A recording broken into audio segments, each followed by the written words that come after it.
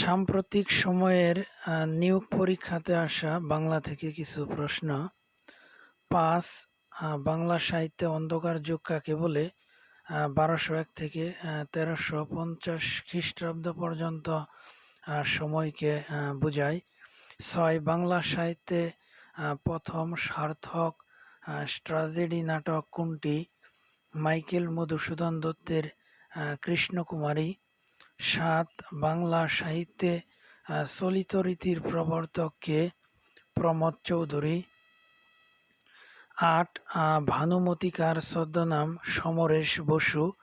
৯. কুহেলিকা কোন ধরনের গ্রন্থ?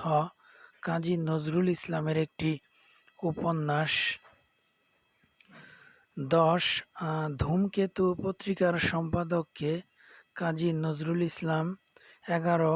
হাওয়ান আলী মীর মশাররফ হোসেন রচিত কোন নাটকের চরিত্র? জমিদার দর্পণ। ১২. বাংলার মুখ আমি দেখিয়াছি তাই পৃথিবীর রূপ খুঁজিতে যাই না উক্তিটি কার? এটা জীবনানন্দ দাশের। ১৩. তুমি কি খেয়েছ? এখানে কি কোন পদ? এটা সর্বনাম পদ।